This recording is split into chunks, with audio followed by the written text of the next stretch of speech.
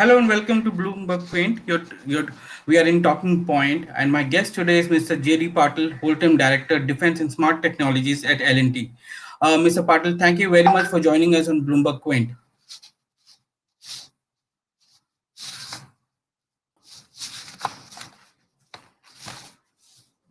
Uh, Mr. Patil, can you hear me? Because I'm not able to get your audio. Yes, I can hear you perfectly. Okay, sir. So my, that the new defense acquisition policy came into effect from October 1st.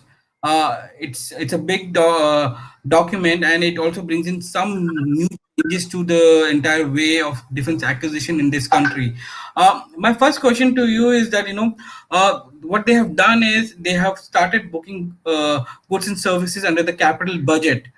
Does it mean that there's more certainty of acquisition budget now for the industry?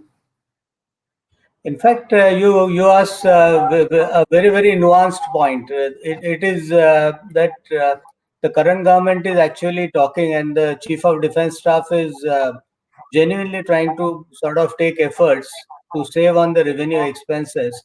And if you save on the revenue expenses over budget, then this is something which allows the flexibility to move that budget into the capital and do more acquisition. And that's exactly the purpose of this. There have been years in which the capital budget had a overrun, but the revenue budget was available, and that's exactly where the category got into thinking that this is something which may be needed at times when you are able to save on revenue, but you need more in the capital.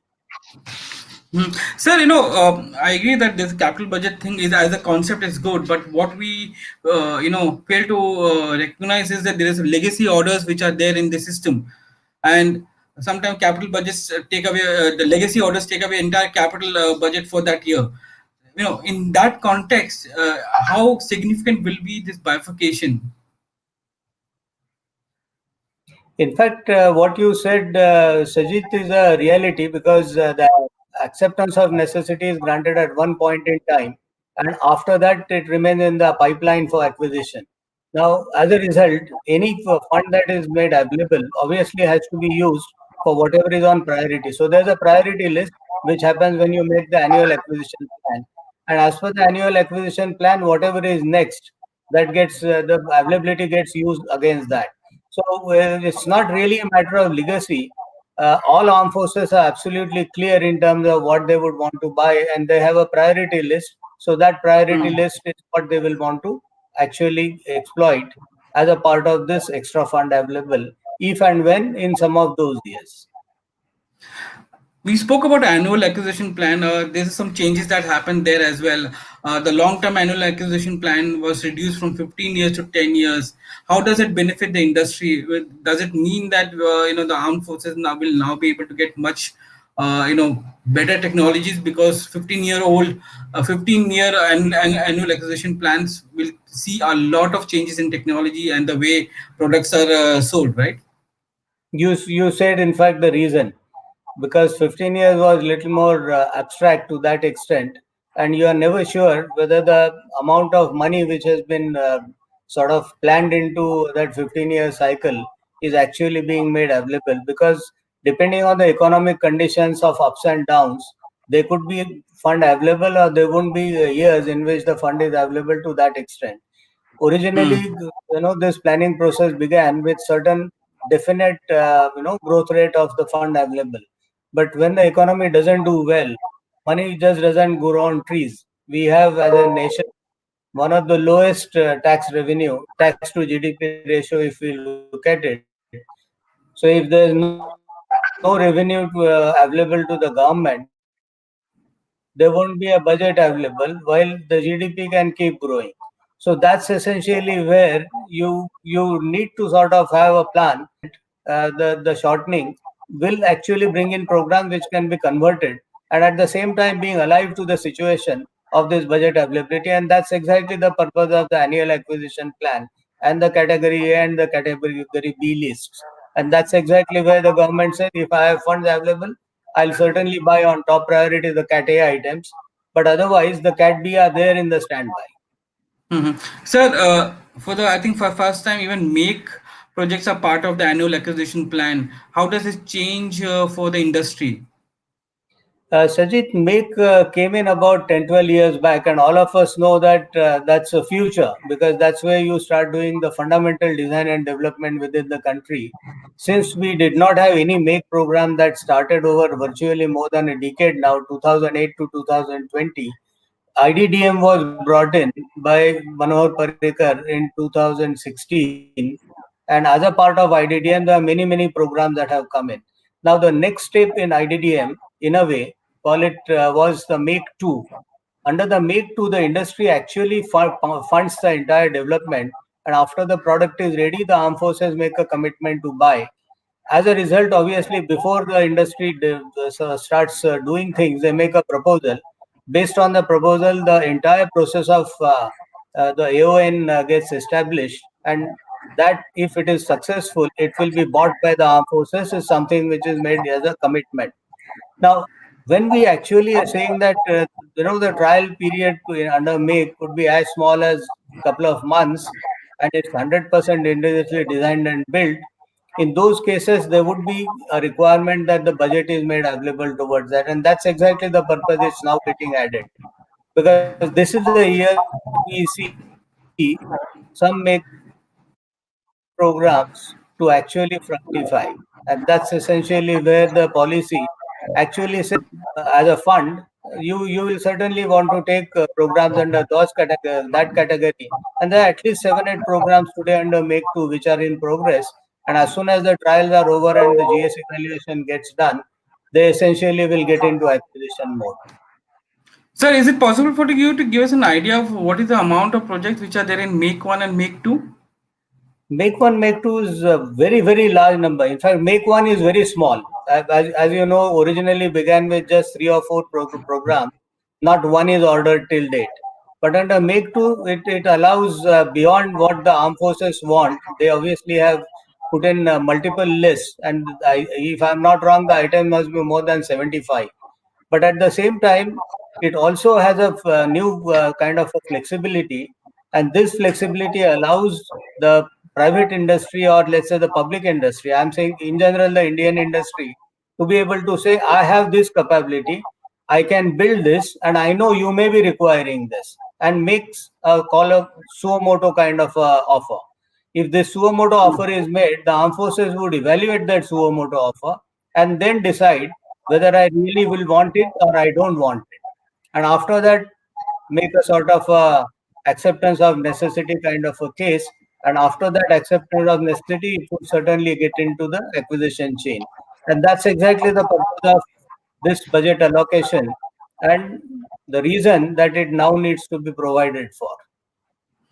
But sir, in Make, you have this provision of the government funding 70% of the cost, and we haven't seen the success of Make much here, because that's where the real integration happens between various agencies and defense PSUs and private sector, where you are coming together to make something right from scratch, design and development to the execution part of it. When do you see Make One being a successful, or what kind of orders do you see coming into Make One? You're absolutely right, Sajid. Make one. It has gone 2 steps ahead and 3 steps back. I mean, from 2010, we have seen 3 major programs which were started under Make. Not one of them till date has been ordered, even for development. I'm not talking about the production orders. Now, this is precisely where I would say there's a huge amount of discomfort in various circles about funding private sector. You just said it that it's 70%. It used to be actually 80 in the original policy. In 2016, it had gone up to 90%. So That's right. 90% would have been funded by the government, and 10%, and earlier policy said 20% would have been funded by the industry. Now that's a time you have the Make 2 which was brought in. And the Make 2 essentially means that you do the same major design and development, inclusive, everything, but the private sector funds it. Now, the difference between Make 1 and Make 2 was Make 1 was essentially supposed to be for complete platform program. And just to give a I would say, a flavor, the FICV was under Make 1. While under Yeah. Make 2, you will have major systems, but not the platforms. And that's essentially the difference between the Make 1, Make 2. Since Make 2 is anyway funded by the industry, Make 2 immediately took off. And that's exactly where some of the early successes are. And Make 1, obviously, none of them have actually been ordered till date. But there's one of them that is in pipeline right now, which could be the tactical communications. You think that that will take off sooner, because we have been talking about that for many years now. Absolutely. In fact, Tata's and Larsen Tobro together as a sort of a consortium, along with Bharat Electronics as the second development partner, two of us were shortlisted literally 8 years back. But it has gone through multiple, I would say, iterations of the design and the configuration. And one can hope that over next about a year or so, we would be firmly on the developmental path. And as soon as we complete the development and trials, there should be a possibility of production orders. The policy spoke about allocating 250 crores per development agency for any of the product for design and development products. Do you think that amount is encourageable, and will that actually lead to pushing of funded programs into the country? Sajid, the 250 is something which earlier there was no limit on the make program. And we know that some of the early make programs were so ambitiously sort of specs were so ambitious, and the requirements of transfer of technology for what we wouldn't do in terms of, let's say, the engine or some of those things for a tank. If that is something which you are going to be buying, then we wanted during production stages that to be made in the country. As a result, lots of technologies were to be bought. Now, all these costs used to be part of the developmental cost, and then the development cost used to run into 1000 crore, 2000 crores. So, the limit of 250 crore that has been now brought in is from the perspective that since the volumes are smaller and the government has to then put in part of that 250 crore as a kind of a limit, this is essentially where the small money, the budgets may actually be able to support. The big money, we know nothing has happened over a decade. And does it also mean that it also allows you to bring in a foreign partner, because the government has said that you can get FDI up to 49% for an Indian owned and controlled company to to get into that kind of project base.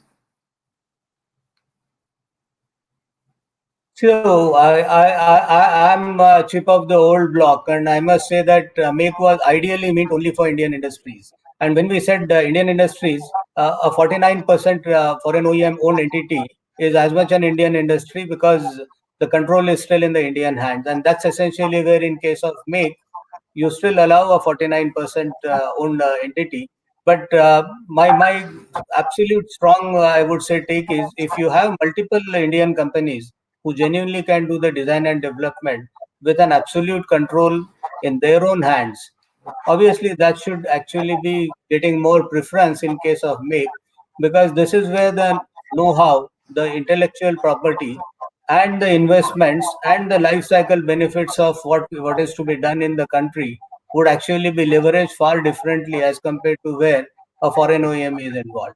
Certainly, we can have the foreign OEM in consortium mode, but doesn't have to be in the equity mode. And that's precisely the point I'm bringing out. It's a equity versus partnering. Sir, if you look at some of the Indian programs which we are talking about, whether it's Buy Indian iDDM or Buy Indian or Make and Buy Indian, there has been an enhancement in the indigenous content from 40 odd percent to 50%. Is that a challenge for the Indian industry? For the beginners, yes, it certainly is a challenge, but I would say it's a healthy kind of goal to be kept, because if you are able to do 40 and you are now told to do 50, you have a good goal to sort of chase, because that's a need of the nation. At the same time, for existing and mature players, it's not so much of an issue. Mhm. One new category which has come in is the leasing category. Now, it was not there earlier. Where do you see this kind of category coming into use more often? Will it be on transport systems, or will it be on planes and other stuff? Where do you see this coming in?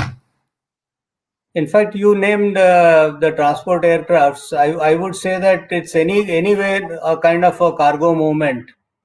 Yes, it's a special cargo movement for the armed forces, and that's essentially where that's one kind of a platform which certainly is amenable to leasing, because the leasing cost may be much lower than the cost of ownership and maintenance, and that's essentially where the category is. We also know that India has had strategic submarines which came through the process of lease. Now, obviously, at that point in time, it was a strategic decision the nation made. But if that's something which, in any case, is needed, there's a category which is provided for. I would go ahead and say that the enormous amount of vehicles and trucks for the purpose of pure logistics that the armed forces today use, they might as well be leased, because why does somebody want to buy them? Because again, it's a matter of cost of ownership. If somebody is saying that for 4 years it's zero maintenance and I provide for it, and if there's anything, my garage is available. Some of these are, I would say, path breaking, but at the same time, it's the same money. Once you have flexibility between the capital and the revenue, you may want to utilize what is more suiting for you. In that case, what obviously would be a scene is you won't keep on sort of maintaining an old vehicle a decade later and keep incurring enormous amount of cost on those maintenance. A vehicle comes in, vehicle goes out after, let's say, 4, 5, 6, whatever, depending on the usability of that life, and you still can utilize the lease kind of a provision which the policy enables. I think right now, of course, there's not been too many programs which are too many platforms which were being considered for this, but it's a good kind of category to keep, because in future people will leverage it more and more. Sir, we spoke about this notified list of weapons and platforms some time back, and you also spoke. You were very candid about it as well. I wanted to understand how much of this platform will come to private sector, because currently many of them are with the DPSUs. In fact, I must say that out of these 101 items which are there in the list, as I have earlier itself said, I see almost all of them to be within the reach of the industry, and that's exactly where they are there in the list. Now, when we say that, it's the focus is on indigenizing and not only for private versus public. At the same time, there's nothing which today the government is coming out which is nominated as such. Of these 101 items, there may be some products which obviously private has only developed, but some which have been developed by public sector. And idea essentially is to leverage the existing kind of legacy and a track record for a quicker kind of a indigenization. So I'm sure even if tomorrow that program has to actually start getting into acquisition, it would be either through a competitive route or under the iDDM route, where if you're already having a developed product, you might be the single party, but then there's always a price benchmark available. The past development and past acquisition costs, which were competitive, are always going to be available. So I Hmm. don't see that to be so much of an issue. At the same time, as I said it last time, nearly a third of it is already done by Larsen to Pro over years. So it's something which we would anyway get in. So what about the fact that in offsets also there have been some changes which has come in, going for the complete product than components? Is that a Yeah. good move? Because is the industry complete component in India? Because today we are only making subsystems and providing it to all the OEMs. Sajid, the move is, I would say, good in terms of looking at future. In the immediate future, yes, it certainly will hurt some of the MSME. But ask me, does the MSME really do something completely earth-shaking while doing that component? Because why I say this is they always had the capability to build those components. And that's where the multiplier on components has been brought down. So more components will get done in India. That's the idea. Idea is if a component maker becomes, let's say, a system maker from a component as an entire equipment, and then equipment to a system, system to a system of system, and then to a platform. The aim is to build up capability in the industry, and that's essentially where you actually have said that this first time the government is saying that if you only want to order components, you will get a lesser multiplier.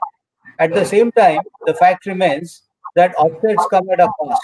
Offsets don't come at a zero price. So for asking for offsets, the price of acquisition does go up. And this is one of the ways of saying that if I'm paying more for it, then might as well use it directionally towards what I want out of it. Sir, offsets also have been removed from IG and FMS. Is that a bad move? Because in the last few years, we have seen all the big orders going the IGA or FMS route, and that means that there won't be much of an orders coming via offset into the country.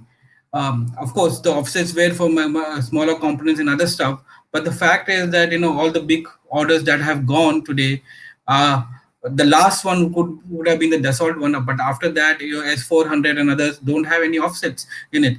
So, is that a bad move for the industry? See, I tell you, in case of FMS deals, you certainly opt for it because you know you can't acquire a similar capability from anywhere else. If that chance was there, you would never ever have an FMS deal or a Yeah. G2G. So today, that's a last possible option. We want something, call it a necessity to be able to be ready to deal with our adversaries. Now, if that's a kind of a scenario, we can't then say that something more I want out of it. And we have seen that at least bulk of the FMS deals have always been without any offsets. In case of Rafale, you rightly mentioned there's been offset tag, but offsets have not become real as of today, and that's essentially where it stands. Because even if the country promised something, it has not happened. It is not come real. And obviously, because of that, we would have paid more. So that's essentially where it is. So Mhm. today, obviously, the government is looking at it pragmatically. If I want to get a better price, then I have to pay more. And that is where it is. Mr. Patil, are you there?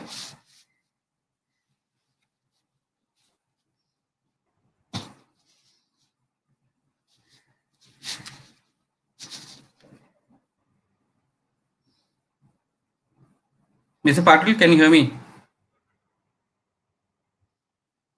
Yes. Yeah. Okay. Yes, We got Sajid. cut off. Yeah, you got cut off in between. You were talking about government, orders on FMS and IGA, especially offsets. Yeah, so as I said, in case of offsets, you opt for an FMS deal as a last resort, and as a last resort, then you don't want to attach tax to it. At the same time, from Hmm. Russia, we have never had any purchase which has come with offsets. It was only to some extent open for the Western kind of purchases, and even there, a lot of purchases have happened without any offsets. Sir, but with Russia, we have seen a lot of transfer of technologies and built and manufactured in India, which has also happened, right? For many of the systems we have bought from Russia.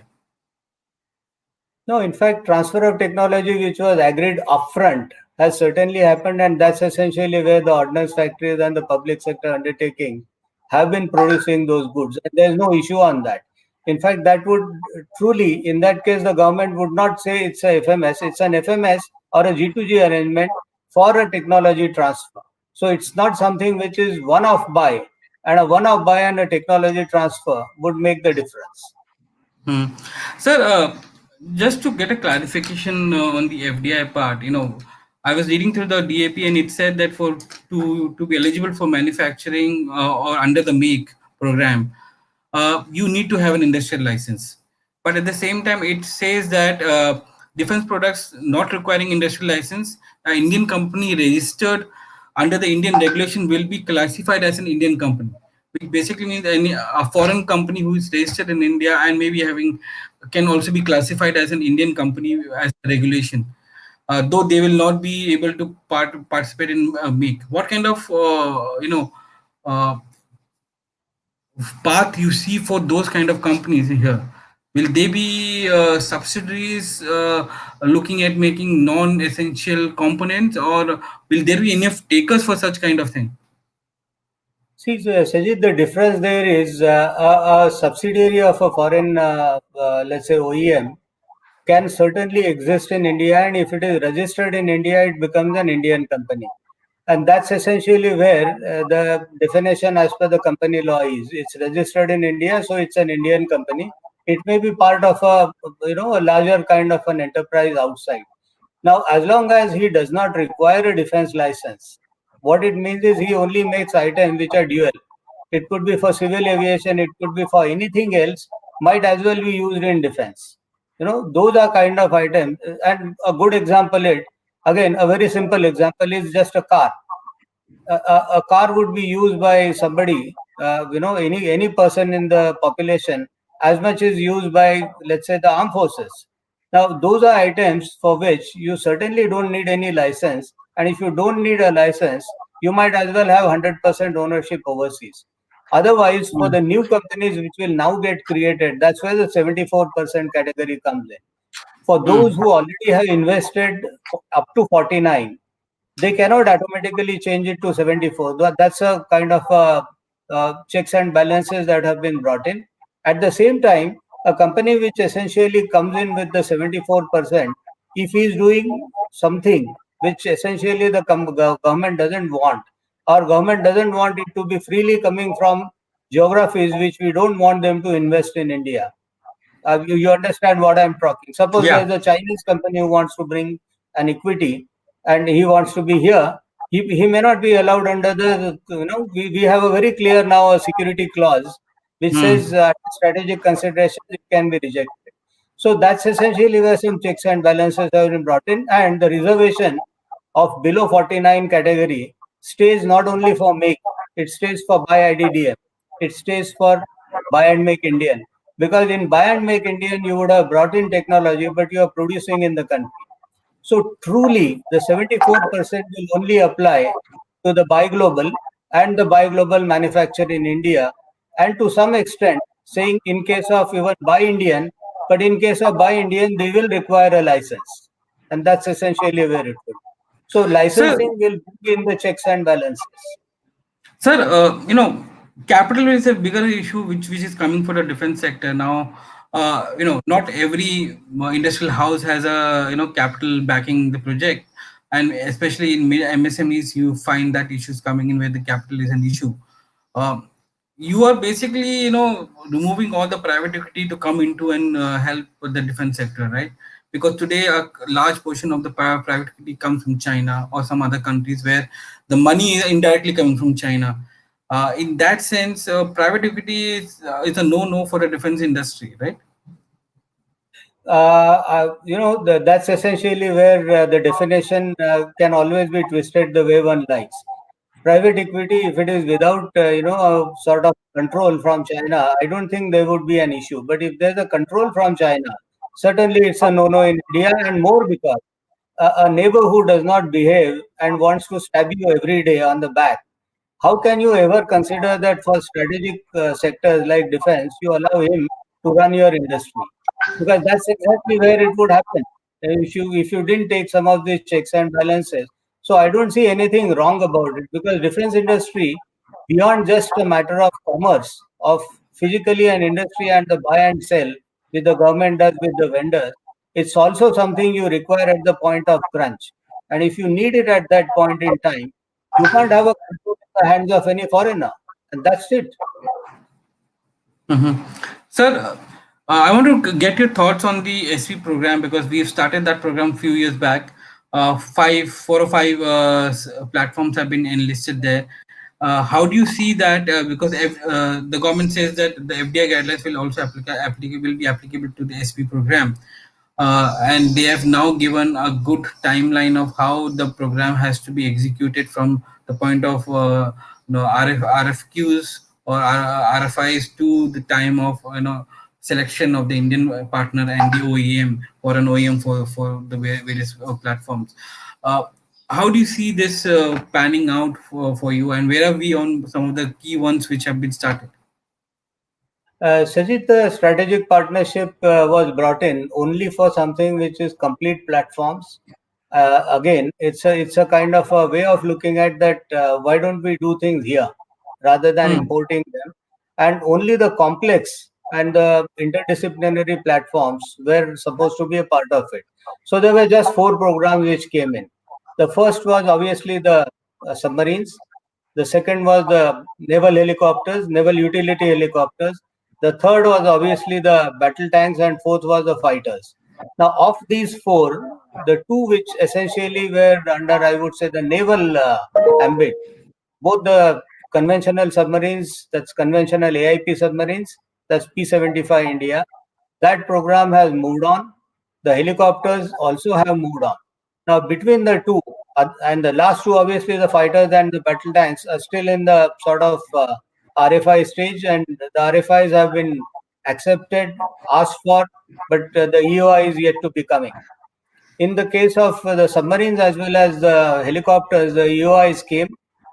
In case of the submarines, they already have shortlisted two companies. It's public knowledge that Larsen Kubro and Mazgaon Dog are the two shortlisted Indian companies, and we are now expecting the RFP to be coming in, let's say, a couple of weeks, and that's exactly where it is. In case of the helicopter programs, it's still yet to be cleared by the DAC. The evaluation, everyone generally knows that it's possibly complete, but it still awaits the last nod from the Defense Acquisition Council, because in case of helicopters, there are a whole lot of other issues which are taxing the decision maker's mind, because that's again where there are multiple private sector companies and there's also public sector who's applied for it, and that's where some decision making is involved. Well, originally the SP policy came in with the clear mandate that it's for the private sector in addition to the Exactly. public sector. So the Yeah. public sector was always there as a strategic partner to the government, and the private sector was supposed to be brought in, because notwithstanding what we were doing in the country, there was something which we were buying from outside, and if we could do that in within the country, that's where the idea was that we'll not want to sort of import that and make it here. And that also gave us capability that then to build a complete ecosystem in the industry, that you have a platform maker, you have the tierized players who start coming in, and as a result, you build a complete ecosystem within the country. Now, the Hmm. target of doing that has obviously is, in a way, the first program, as I said, we await the RFP, matter of weeks, couple of months, and we are hopeful that before end of this financial year, rather end of the calendar year, we should be having the RFPs in hand for the submarines. The helicopters would follow in couple of months thereafter. Sir, do you think that this entire program would be divided between private and public sector? Or it will go only to one? Because competing with the public sector is a difficult task for private sector because of the cost factors, and they have been depreciated assets, so and you will have new assets, so that increases the cost of bids for Absolutely. you pay to PSU. So, do you think that the order would be divided equally between two strategic or public sector strategic player and private sector strategic player? Sajit, as the policy stands, there's absolute clarity on it. The policy today says it's an L1. So there's an entire process of evaluation. After that, you select, let's say, a few companies and few foreign OEMs, and all the foreign OEMs and Indian OEMs can talk together, make their own kind of tie-ups, and based on that, the Indian company that bids and is lowest in cost will get. You said it also right that public versus private cannot be a fair competition, because the private sector has to create those assets and service all the assets, whereas the public sector has always had those assets which were funded by the government in the past, and those assets which have been written off anyway not there in the book because it's a government grant to which it is created. There wouldn't be a cost of sort of servicing of the assets. Now, that's essentially where it's a non-level playing field, and that non-level playing field, I'm sure the decision maker is watching, because if everything is put into the public sector's basket, it's again all eggs in one basket going forward. So I'm sure people are taxing their minds on it as to how to address some of these non-level playing issues because the non-level playing has stayed within our policies to be one of those items which someday the government will have to take action and stop that forever. It has to be a Mhm. fair game for everybody, and everybody can participate and let the best man win and then let the merit only come. Sir, my final question to you is on the SP only. If you look at the financials requirement for being a SP, do you think that it has been little diluted and it may so that many more players can come in? I would say I agree. I would tend to agree with you for a simple reason that when it's a L1 game, the government also wants to sort of look at the larger participation base, because if there's a smaller company who has an aspirations to grow, can't just be denied because his current kind of revenue is much lesser. But at the same time, let's say if we are talking of any one given program, and I'm hypothetically using some numbers. Suppose it's a 10,000 crore size program and it's running over, let's say, 10 years. So it's 1,000 crore per year kind of a revenue at some stable stage of the production. Now, do you want to clear a company which is 50 crore in size to do that, or do you want to clear a company which is 250 or 500? Now, that's essentially where the take was. And there's been some amount of considerations which have been brought in, not to allow only the 50, but maybe a 250, certainly. And that's essentially where it stands today. Hmm. And so you say that there will be healthy competition, but may not be financially stable kind of company that may come in because the criteria is to have a positive net worth. Uh, Yeah. there's nothing called how much net worth you need to have to be participating in a program like that. See, at the same time, if you have an annual revenue of certain size and a positive net worth, you can always leverage your balance sheet for the working capital. Because all of us know that the Ministry of Defense pays you certainly, but doesn't pay well in terms of ahead of time payments. As a result, you will always have to borrow money and then thereafter recover it from the government. Now, if this is what it is, the size of balance sheet certainly matters. But as I said, there's a certain considerations which have gone in slightly smaller companies, and that's essentially where it is. So let's say for a helicopter program, the numbers are somewhere around 1,850 crore for a program which is little more than 20,000 crores. Now, one can say that this is fair, this is not fair. But so is it. The reason being that if there is someone who's beyond two or three major companies who anyway have much larger balance sheets, if somebody smaller was trying to get in, he must also, as long as he has a backing of the larger group, should still be able to do that. And that's where it stands. At the same time, ultimately, it's an L1 game, and the L1 game gets vitiated the moment it's a public and private. Till then, among the privates, everybody will have to create those new assets and service them. Mr. Patil, it was a pleasure talking to you today on Talking Point. Thank you very much for joining us on Bloomberg Quint. Thank you. Thank you, Sajid. See you sometime. See you soon, sir. Sure. Bye.